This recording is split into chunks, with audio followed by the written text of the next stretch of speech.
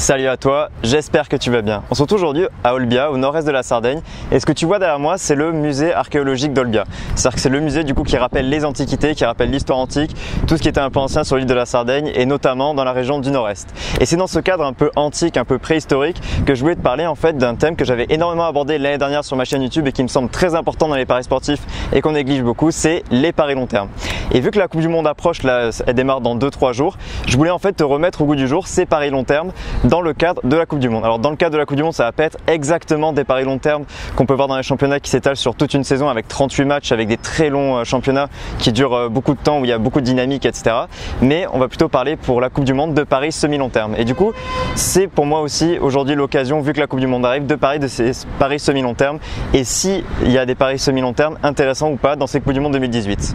Pour reprendre les bases des paris semi-long terme de la Coupe du Monde, on va en fait déjà distinguer deux types de paris semi-long terme que tu peux trouver pour la Coupe du Monde. Alors déjà, il y a les paris semi-long terme vainqueurs de groupe pour la phase de groupe, c'est-à-dire vainqueur de groupe, qualification en huitième de finale, duo placé, savoir exactement qui va finir premier et deuxième ou alors qui va finir dans les deux premiers sans forcément savoir l'ordre. Donc tu as ce premier type de pari qui ne concerne que la phase de groupe et tu as un deuxième type de pari qui concerne en fait l'ensemble de la compétition avec les paris sur les meilleurs buteurs, les paris sur l'équipe qui va gagner la Coupe du Monde, qui va être finaliste, qui va être demi-finaliste, etc.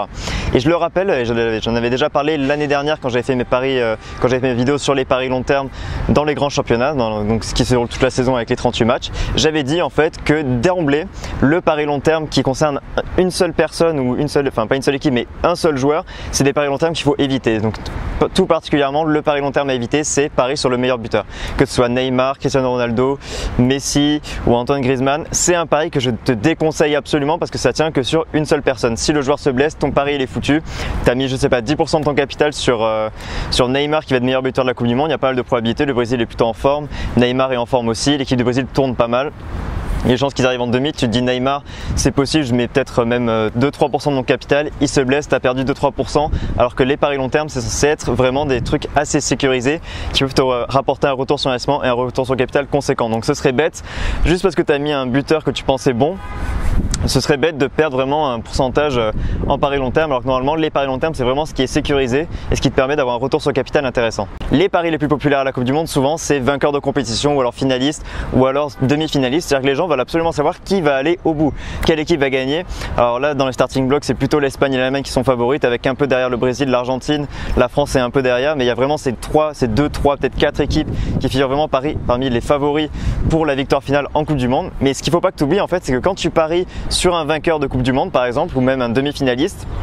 c'est que dans la phase de groupe tu vas avoir 3 matchs, mais dès les huitièmes de finale ça va être des matchs couperés, ça va être un seul match qui va pouvoir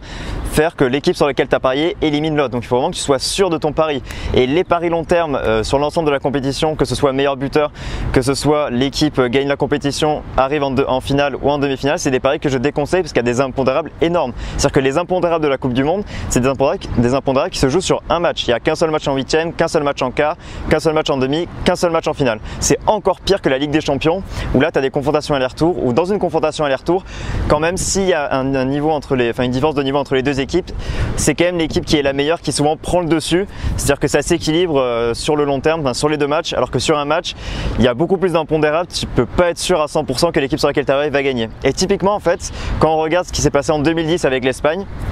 l'Espagne elle a perdu son premier match de groupe face à la Suisse 1-0 et ça a été un peu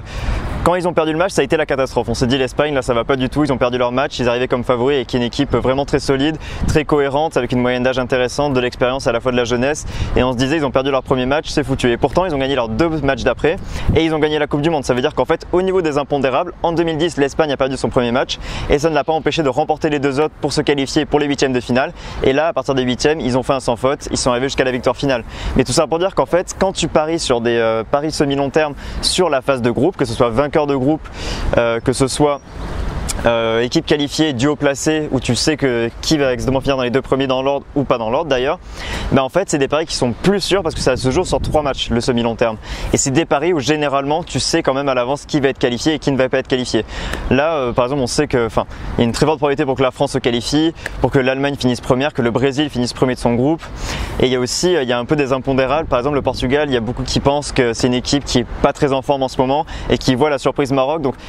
Dans ces groupes en fait, même les surprises, on peut pas les deviner toujours, mais on peut quand même avoir des idées sur ce qui va se passer. Et il y a beaucoup de gens par exemple qui s'imaginent que le Portugal, même s'il est favori, en fait va finalement pas forcément passer en huitième parce que ça va pas très fort en ce moment et que pourquoi pas il peut y avoir la surprise Maroc. Et ça, à partir des huitièmes, ça se joue sur un match et tu peux absolument pas savoir ce qui va se passer. Du coup, ça m'intéresserait beaucoup que dans le cadre de cette Coupe du Monde, que dans le cadre de ces paris semi-long terme, que ces paris court terme d'ailleurs que je propose aussi, tu me donnes un peu ton ressenti par rapport à cette Coupe du Monde, que tu me dises dans l'espace commentaire les équipes surprises que tu vois. Genre par exemple, il y a beaucoup de gens qui pensent que le Maroc va peut-être être une équipe surprise face au Portugal. Il y a beaucoup de gens qui pensent que l'Espagne, que la France, que le Brésil, que l'Allemagne, c'est des valeurs sûres qu'elles vont passer en huitième, voire même que c'est quasiment sûr qu'elles fassent quart, demi-finale. Donc si toi, tu as des paris dont tu es absolument sûr ou alors des surprises que tu imagines, n'hésite pas à les mettre en commentaire, on peut en discuter. Et comme d'habitude, si cette vidéo t'a intéressé, tu peux mettre un pouce bleu, commentaire du coup. Moi je te souhaite tout plein de réussite, si tu as n'importe quelle question, tu peux me demander. Et moi je te dis à bientôt, ciao.